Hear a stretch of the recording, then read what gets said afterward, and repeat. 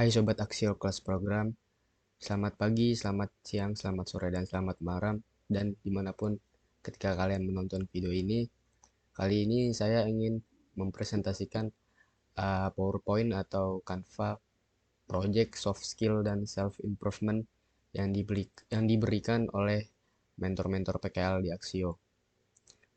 Ya, langsung saja.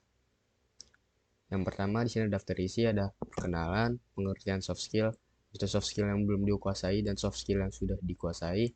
Habis itu faktor penyebab dan yang terakhir ada solusi ke depannya.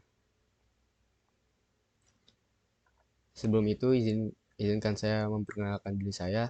Perkenalkan, nama saya Muhammad Reza Sani, jurusan TJKT, asal sekolah saya dari SMK Alfa Jakarta Selatan. Hobi saya bermain badminton dan berenang. Ya, lanjut.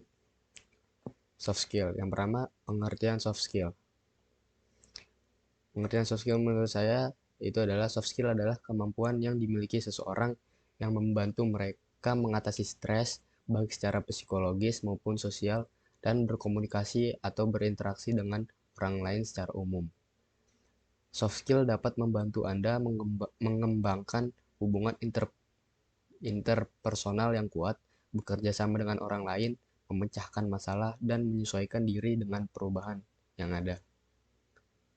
Lanjut, soft skill yang sudah dikuasai dan yang belum dikuasai. Yang belum dikuasai itu adalah komunikasi. Soft skill yang belum saya kuasai yaitu komunikasi, terutama public speaking. Asalnya saya masih kurang percaya diri apalagi ketika banyak orang. Misalnya ketika kita berbicara banyak orang itu kadang kita menjadi terbata-bata atau keringat dingin lah atau ya menjadi blank lah, otaknya jadi nggak bisa berpikir jernih lah. Habis itu ada kreativitas. Soft skill yang belum saya kuasai juga ada kreativitas.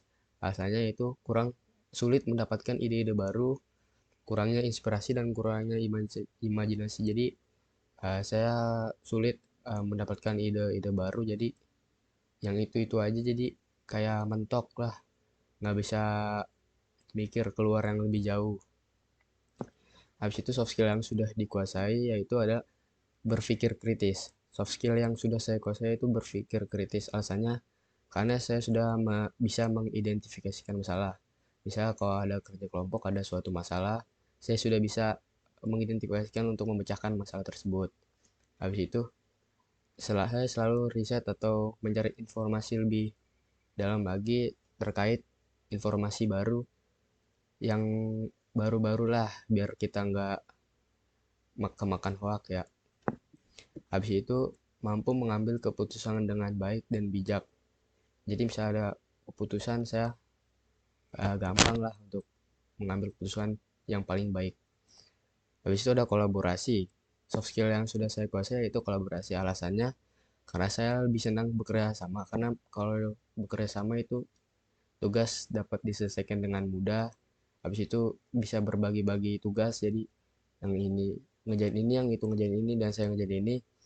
Habis itu dapat menghargai pendapat orang lain jika teman saya atau orang lain mengutarakan pendapatnya, saya bisa menghargainya dan saya dan mempercayai satu sama lain. Jadi jika ada yang mengutarakan saran ini saya menghargai dan saya percaya wah ini boleh nih bagus.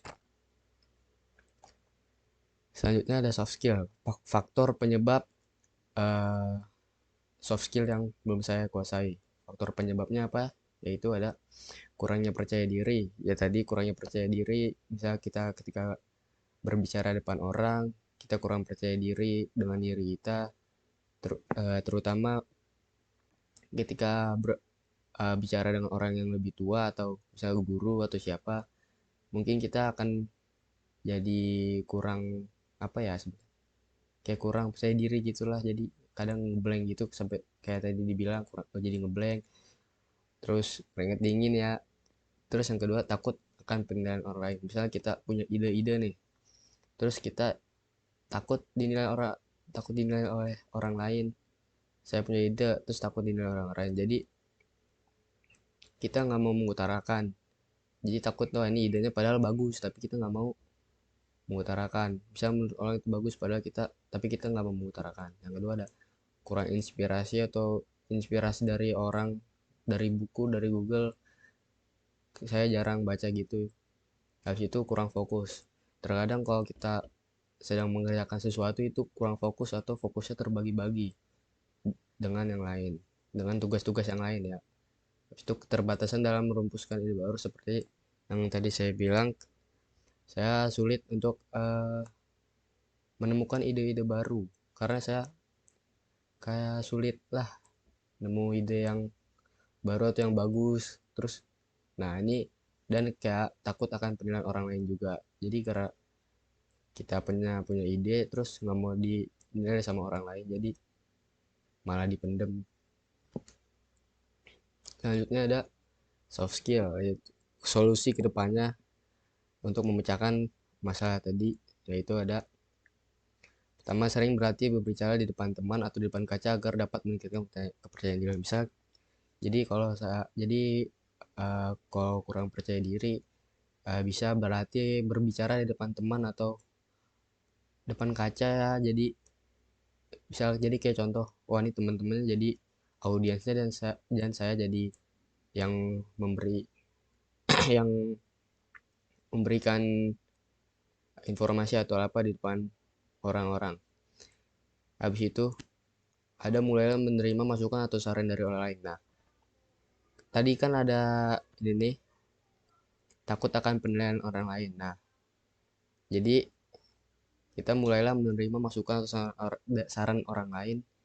Jadi misal, wah kita ada ini nih, ada ide bagus. Habis itu kita ngasih tahu ke orang lain atau ini nih, terus orang lainnya bilang, wah ini boleh nih. Terus siapa tahu ada saran lagi yang lebih bagus dari orang itu ke kita. Jadi kita bisa mengembangkan ide-ide kita menjadi lebih bagus lagi, lebih luas lagi. Dan yang ketiga ada berpikir dengan tenang agar bisa mendapatkan sebuah inspirasi atau bisa juga mencari sumber dari buku dan lain-lain. Berpikir dengan tenang bisa mendapatkan inspirasi. Jadi kita fokus berpikir, kita bisa melakukan inspirasi, bisa sesuatu inspirasi lah apapun itu. Terus kita juga bisa mencari inspirasi dari buku-buku, koran atau majalah atau Google lah pokoknya yang di internet. Jadi kita bisa mendapatkan inspirasi yang bagus. Habis itu yang keempat, prioritaskan ke tugas yang sedang dikerjakan agar bisa fokus dengan baik.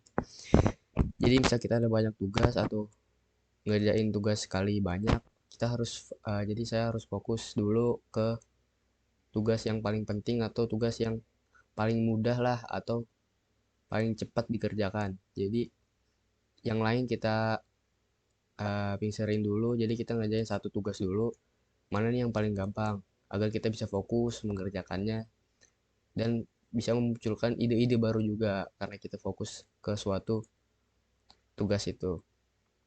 Habis itu habis itu ada bertukar pikiran dengan seseorang bisa memunculkan ide-ide baru, mengeksplorasi ide-ide baru dengan membaca buku. Nah, yang terakhir itu bertukar pikiran dengan orang lain. Bisa kita sedang ngobrol dengan orang lain, kita bisa bertukar pikiran, bisa kayak saling mengasih saran, saling mengasih masukan atau ide-ide. Jadi kita bisa memunculkan, wah ide baru nih dari orang itu, kita ngasih tahu saran ke kita, terus kita memunculkan ide baru. Di situ mengeksplorasi ide-ide baru dengan membaca buku. Ya, dengan membaca buku juga bisa mengeksplorasi ide-ide baru. Membaca buku, habis itu Google, habis itu cerita atau uh, YouTube juga bisa memunculkan ide-ide baru. Nah, oke, mungkin sekian presentasi dari saya. Jika ada salah kata mohon dimaafkan. Terima kasih. Wassalamualaikum warahmatullahi wabarakatuh.